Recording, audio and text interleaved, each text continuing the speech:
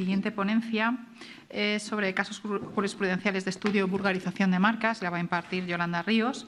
Yolanda es magistrada especialista en asuntos de lo mercantil por el Consejo General del Poder Judicial desde el año 2011 y es titular del Juzgado Mercantil número 1 de Barcelona desde el año 2012 y además coordinadora de la sección de patentes del Tribunal Mercantil de Barcelona desde el año 2015. Muchísimas gracias, Yolanda, por venir y por tu disponibilidad, por acompañarnos. Gracias. Muchas gracias a ti. Dar los buenos días a todos y agradecer, como no puede ser de otra manera, a la Oficina Española de Patentes y Marcas la invitación a participar en esta jornada, muy especialmente en las personas de Inmaculada Redondo y Patricia Galán.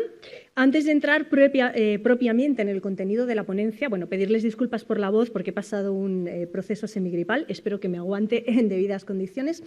Decirles o transmitirles desde los juzgados de lo mercantil de Barcelona que ya se ha puesto en marcha el protocolo del Mobile World Congress y que este año tiene una novedad muy importante en materia de marcas, que es que se ha incluido una cláusula para proteger los derechos marcarios en infracciones que se dan en el metaverso. Me han pedido los compañeros que lo transmita por si todos ustedes pueden verse de una forma u otra implicados en este tipo de procedimientos, especialmente en medidas cautelares inaudita parte que se puedan pedir al respecto.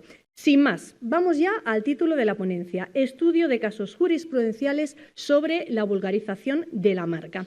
Yo he tratado de estructurar mi intervención en 4 bloques diferentes. Trataré de acabar a las 13:20, que es la hora que tenía asignada. El primero de ellos es una breve introducción sobre un aspecto que todos ustedes conocen, que es cuál es el sistema español, que no es otro que el europeo, en materia de vulgarización de la marca. Y me interesa traerlo a colación, no tanto para refrescar ideas, que esto sobra en este aforo, sino para lanzar una reflexión sobre si el sistema europeo realmente es el más correcto, el más ajustado a la técnica jurídica frente al otro sistema que saben ustedes que es el objetivo propio del derecho norteamericano. En segundo lugar, abordaré los problemas que desde el punto de vista de la interpretación jurisprudencial ha arrojado el requisito objetivo para que prospere la caducidad por vulgarización de la marca. A continuación, analizaremos lo propio en relación al requisito subjetivo y, si llegamos a tiempo, si no lo tienen en el PowerPoint y les remito al mismo, analizaremos posibles conductas que el titular de la marca debería o podría llevar a cabo para evitar la vulgarización del título. Obviamente, no porque lo diga yo, sino porque están basadas en los principios jurisprudenciales que distintos juzgados o tribunales han ido sentando. Tenemos la suerte de contar aquí con Ángel y con Alberto, que desde la jurisprudencia que han dictado también en la sección 28, pues pueden después complementar si lo tienen a bien. Empezamos. Punto de partida. Un toque de humor. Cuando hablamos de confrontación entre el jus prohibendi, es decir, el ejercicio de una acción de infracción en materia de marcas, y la extinción del título por nulidad o caducidad, siempre a los magistrados, al menos de Barcelona, nos gusta traer a colación esta diapositiva. Es una secuencia de Alicia en el País de las Maravillas, donde dijo Alicia: me has usado y has abusado de mí, pero no me destruirás. Esto simboliza muy bien la pugna que en el mercado se da siempre entre el titular de los derechos marcarios, que obviamente pretende oponerlos a un tercero, y el núcleo de competidores o el propio mercado que trata de ajustarse a aquellos parámetros jurídicos que enerven el título y por lo tanto puedan impedir la infracción. En materia de vulgarización, esto se acentúa todavía más, porque saben ustedes que la vulgarización no es más que la muerte por éxito extremo de una marca. La cuestión esencial es dónde ponemos el límite, la línea roja, para que cuando el titular de la marca se ha beneficiado del renombre, de la notoriedad de la misma, esto no lleve a una vulgarización que al final, a la postre, le haga perder la distintividad del título y, por lo tanto, su derecho. Este es el reto que tienen ustedes como operadores jurídicos y que nosotros tenemos el privilegio de analizarlo como jueces y magistrados. Y aquí sí quiero hacer una llamada de atención, antes lo comentábamos en el público, nosotros resolvemos casos concretos. Por lo tanto, a mí siempre me gusta apercibir de que es difícil extraer y extrapolar siempre los principios que han permitido la resolución de un concreto caso a todos los restantes. Habría que verificar los hechos probados en cada supuesto concreto y ello dependerá sobre todo de la estrategia procesal del actor y del demandado. Ergo, no hay dos casos iguales, la valoración de la prueba, especialmente en el derecho marcario, es esencial y, por lo tanto, si ustedes son asesores jurídicos, la estrategia que se pueda diseñar desde el punto de vista del titular marcario, pero también desde el punto de vista de un competidor o quien desee usar el título amparado en una legitimidad, pues también es relevante. Muy rápidamente, para no agotar el tiempo, la introducción.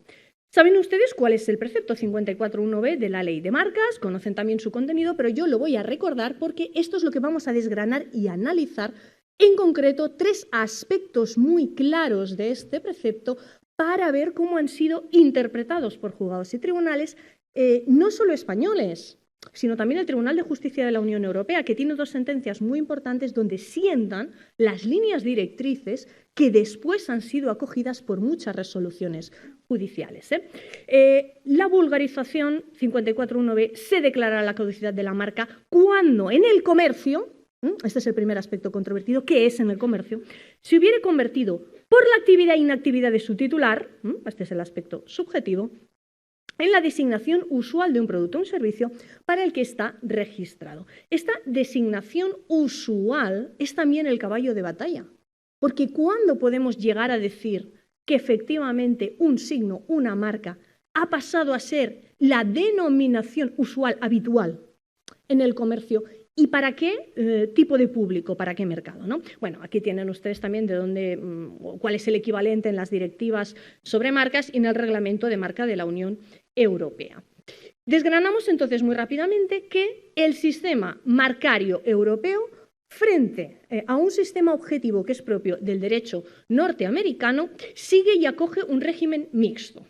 Esto significa que se tienen que dar, para que caduque la marca por vulgarización, no solamente los requisitos objetivos, que es la conversión del signo en la designación usual en el comercio para el producto o servicio para el que ha sido registrada. Esto sería un elemento objetivo que se puede constatar con algunas dificultades probatorias por los juzgados o tribunales, que se sigue en el derecho norteamericano y que hace recaer todo el peso en la mente del consumidor final, en cuál es su punto de vista, si realmente el signo que constituye la marca ha pasado a ser, se ha convertido, ha mutado en la denominación usual del producto o servicio para el que estaba registrada, frente al sistema europeo, ergo también el español, que añade un requisito subjetivo, y es que esta conversión en la designación usual ha de obedecer causalmente a la actividad o inactividad de su titular.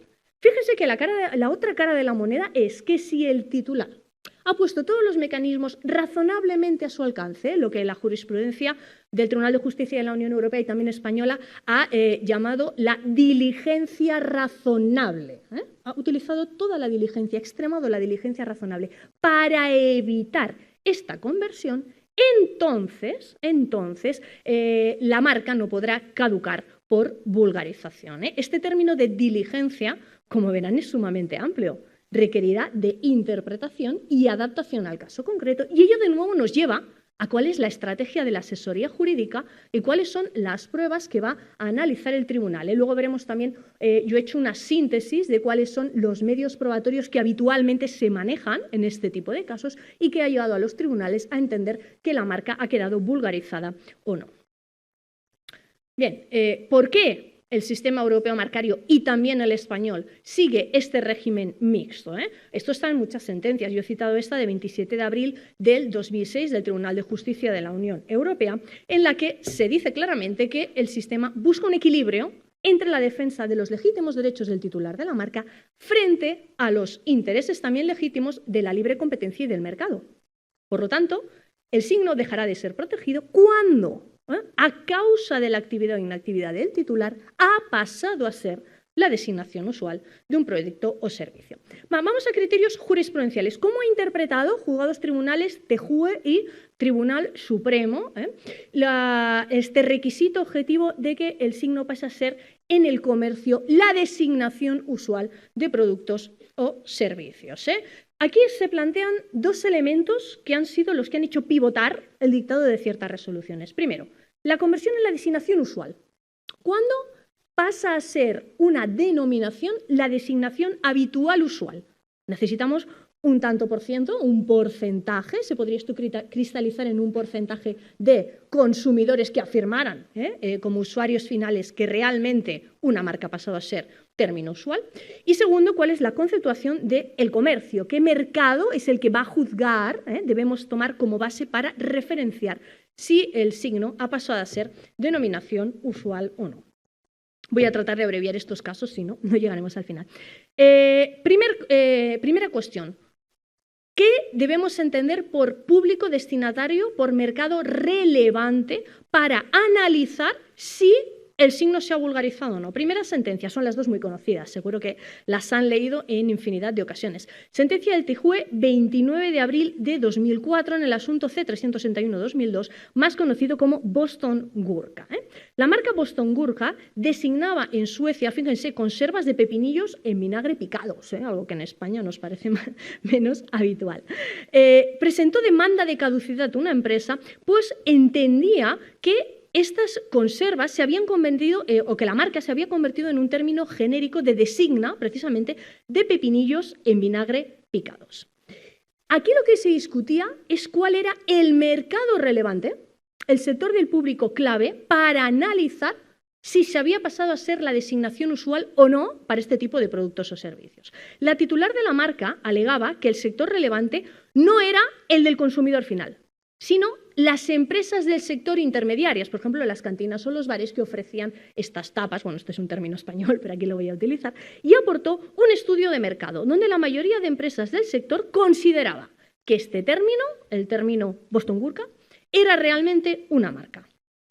El Tribunal de Primera Instancia sueco desestima la demanda de caducidad y atiende a este criterio de las empresas del sector. Sin embargo, la contraria apela y alega que, según el derecho comunitario, no hay que estar a la percepción de intermediarios o distribuidores o comercializadores, sino que el público relevante es el consumidor final. Fíjense que este caso es muy paradigmático porque confronta dos resultados del procedimiento distintos. Si atendemos a los intermediarios, la marca no había caducado, porque estos eran capaces de identificar el origen empresarial. En cambio, si analizábamos la posición del destinatario final, del consumidor último en los bares y cantinas, la marca, en este caso, sí había caducado porque ellos ya no conocían el origen empresarial. ¿Cuál es el criterio del Tribunal de Justicia? Aquí lo dice claramente, no les voy a leer todo, sino solo el párrafo en rojo. Son los consumidores usuarios finales, los que deben juzgar. Pero fíjense lo que se dice a continuación, porque abre una brecha. En función de las características del mercado del producto de que se trate, también los profesionales que intervienen en la comercialización del producto. Claro, y si esto es contradictorio, ¿prima el consumidor final? Bueno, luego, en la sentencia que vamos a ver a continuación, también del TJUE, el abogado general, en las conclusiones, que era Cruz Villalón, precisa cuándo hay que estar al mercado del producto de que se trate. Esto no está recogido en la sentencia, pero yo se lo he incluido porque es muy interesante para analizar cuándo este mercado va a entrar en juego. Bien, la segunda sentencia es la de 6 de marzo del 2014, asunto C-409-2012, asunto Cornspitz, que lo habrán oído también en infinidad de ocasiones. El titular de la marca denominativa austríaca Cornspitz estaba registrada para harinas y productos de panadería. Este caso, perdonen la falta de ortografía, es el corrector catalán que él fabricaba, me lo ha mutado y en catalán es con V. Se fabricaba bajo dicha marca una mezcla en polvo para la elaboración de una masa que después se vendía a los panaderos. Y los panaderos, con esta masa de harina, elaboraban un producto de pan que, bajo la propia marca Cornspitz, se transmitía a su vez a los consumidores finales. Otra entidad solicitó a la oficina austríaca, fíjense, este no es un caso de tribunal, sino oficina austríaca de patentes, la declaración de caducidad de la marca, alegando que se había convertido en la designación usual en el comercio del producto para el que estaba registrada. La división de anulación de la oficina austríaca estima la caducidad y el titular recurre. Se plantean entonces distintas cuestiones prejudiciales, distintas preguntas al Tribunal de Justicia de la Unión Europea. Les he transcrito las 3 respuestas más importantes, algunas de las cuales ya se van al aspecto subjetivo. En primer lugar, que el antiguo artículo 12.2a de la directiva, el que definía la vulgarización por caducidad, debe interpretarse en el sentido en el que, en una situación como la del litigio, el titular de una marca que se arriesga a su caducidad en la parte que concierne a un producto para el que la marca esté registrada, se arriesga cuando la marca se haya convertido por la actividad o inactividad del titular en la denominación usual, es decir, el concepto de caducidad por vulgarización. En los apartados 29 y 36 ya se habla del aspecto subjetivo. Y es que la inactividad comprendería todos los casos en los que el titular de la marca no se muestra lo suficientemente diligente y existe, aquí nos da un ejemplo, esta inactividad cuando no induce a los vendedores a utilizarlo con más frecuencia al comercializar un producto. Es decir, el titular no debe limitar, salvar su posición con sus propias campañas publicitarias o similar, sino también inducir el comportamiento de terceros en el mercado, los intermediarios y los vendedores, para que protejan también la marca. Y luego también es interesante, porque en el caso Aftersun, lo vamos a ver ahora, el apartado 40, no es necesario determinar si existen otras designaciones para el producto. Es decir, si la marca designa habitualmente el producto, usualmente el producto, será irrelevante que haya otras alternativas.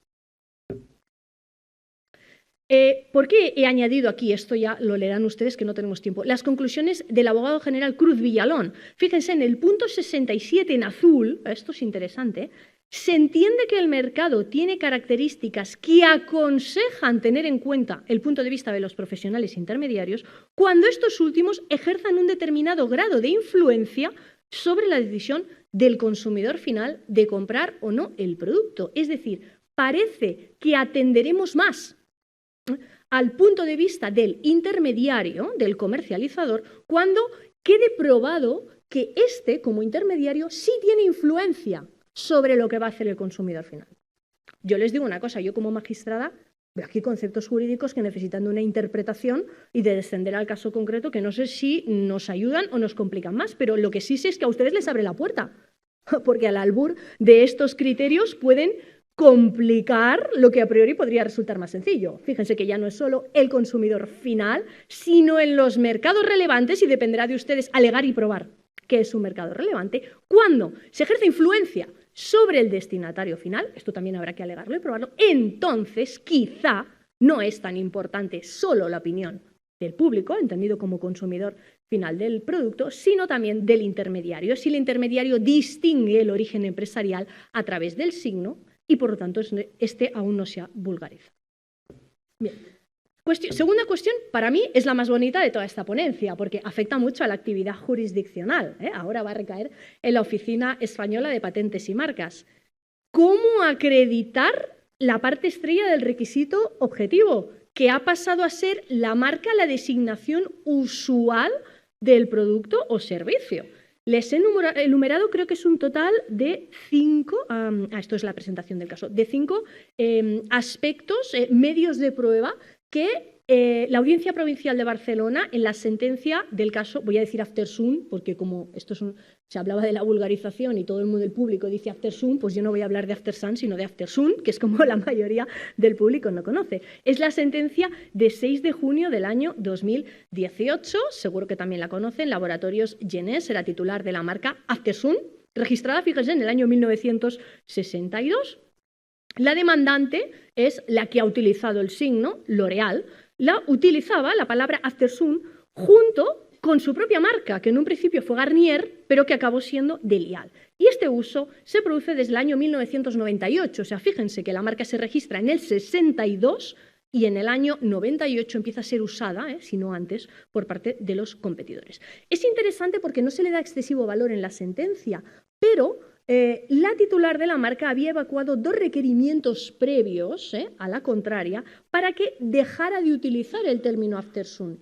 Y después de estos 2 requerimientos extrajudiciales es cuando la demandante L'Oréal presenta demanda de caducidad.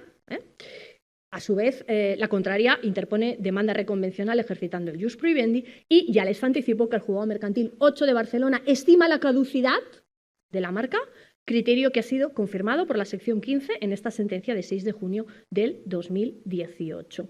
Se apoyó el Tribunal Supremo en la sentencia 22 de diciembre de 2008, que creo que es la sentencia del caso Bio, luego está citada, en el que el elemento objetivo consiste, obviamente, en que la marca se haya convertido en la designación usual del producto o servicio. Hasta aquí nada nuevo, el concepto que tenemos en el artículo 54.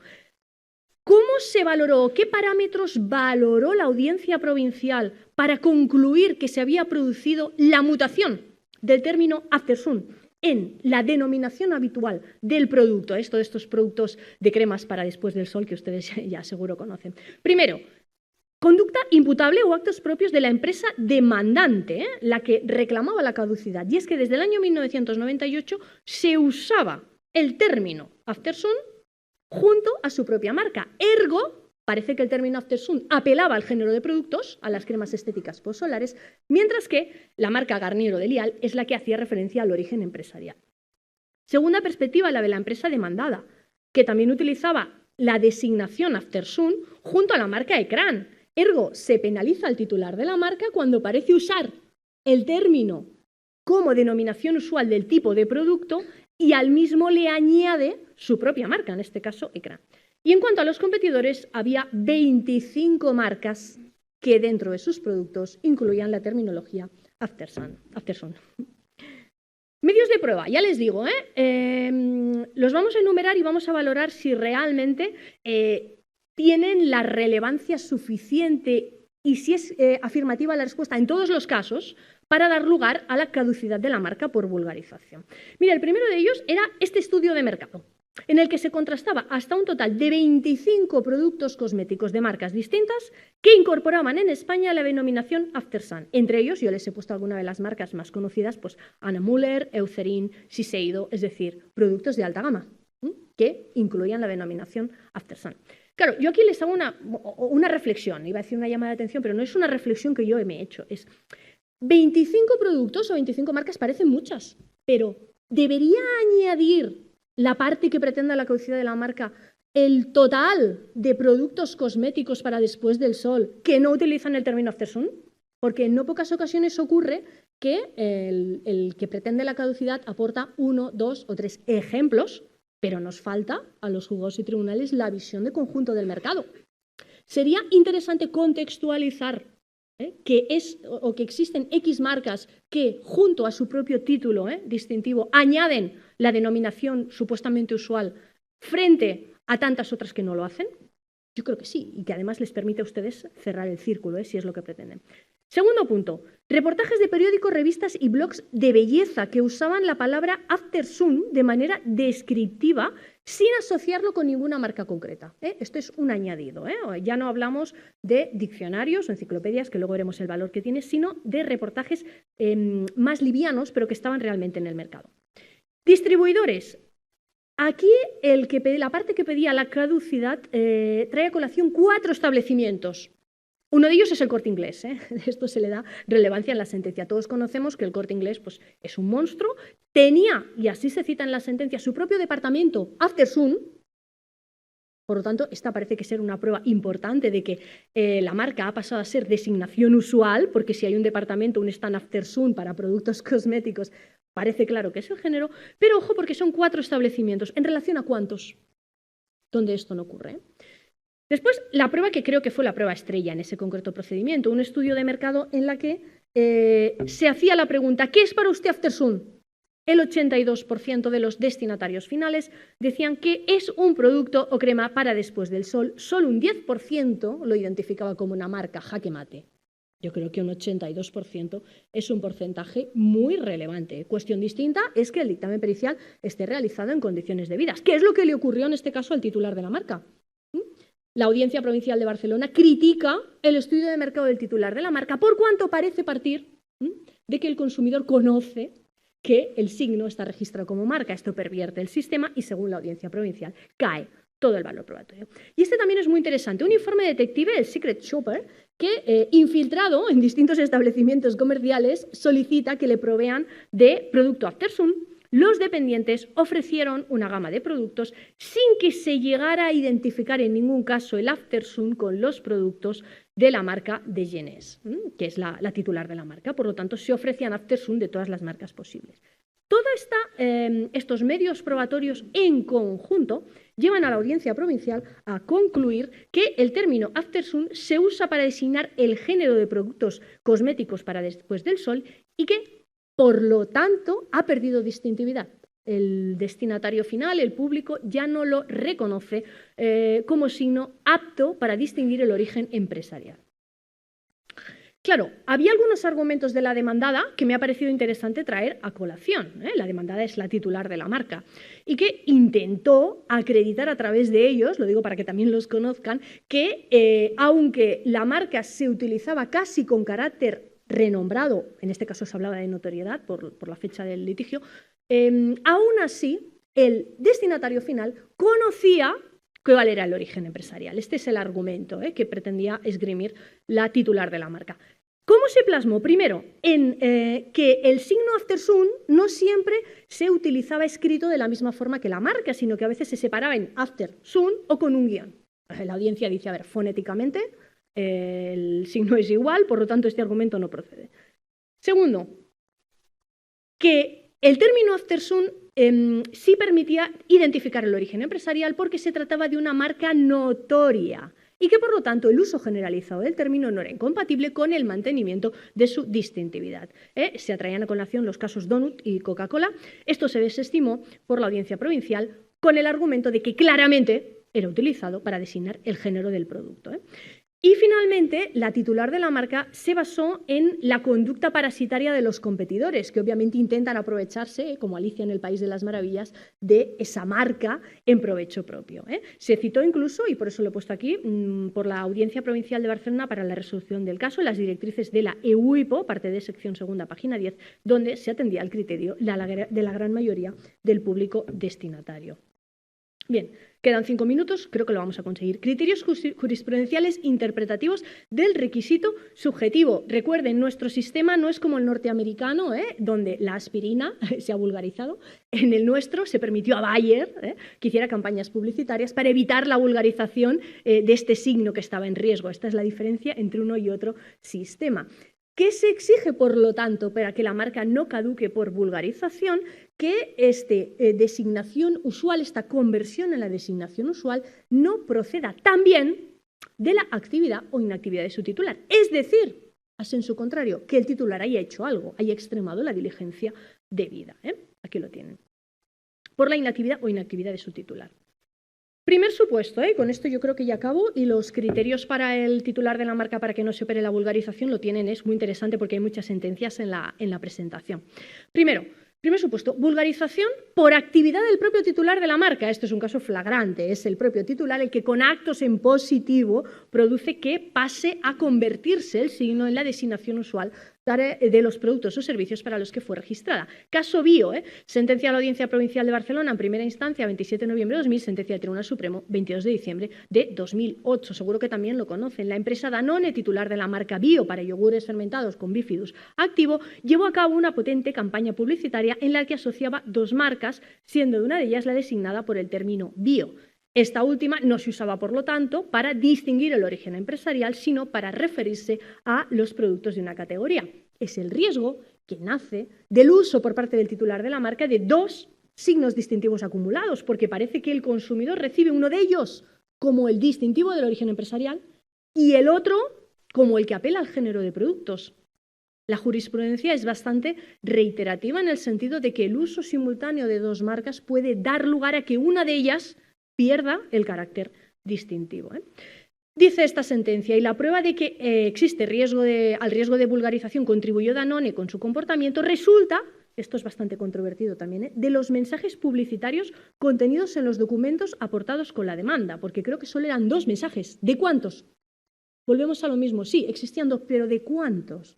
¿Qué contexto hay? Esto no queda claro. Primero, ¿qué es Bio de Danone? Bio es una variedad de leche fermentada que Danone introdujo en España en 1988. Como pueden observar, la propia campaña publicitaria identificaba a Bio Danone como un producto, conducta activa. Y en otro se identificaba a Bio con el bifidus activo, que es lo que hoy hace el consumidor. Ergo, correlación entre la conducta del titular de la marca en el uso de la que se ha vulgarizado con el propio criterio del consumidor final, del público, que coinciden. Y con esto acabo. Supuesto 2. Conversión del signo en la designación usual de un producto o servicio por inactividad del titular de la marca. Este es el que se da en el 95% de los casos. Partimos de lo que ya hemos dicho del asunto de Kornitz, considerando 34 de la sentencia que ya hemos analizado de 6 de marzo de 2014. Si el titular de la marca no actúa de manera suficientemente diligente para proteger el carácter distintivo con sus propias campañas publicitarias o actos propios, o velando porque los comercializadores o distribuidores también adopten medidas que preserven la vigencia, entonces ha incurrido en inactividad que contribuye a la vulgarización. Segundo, el uso de la marca por otros competidores sin que el titular ejercite el ius prohibendi. Fíjense que en el caso del Aftersun existían, si recuerdan lo que yo he comentado, 2 requerimientos previos, momentos muy anteriores a la presentación de la demanda de caducidad, y la acción judicial de infracción, el ius prohibendi, solo se hace por la vía reconvencional, una vez interpuesta la acción de caducidad. Esto es penalizado, se considera oportunista y tardío y no evita la caducidad de la marca. Es un elemento más que ustedes deben tener en consideración.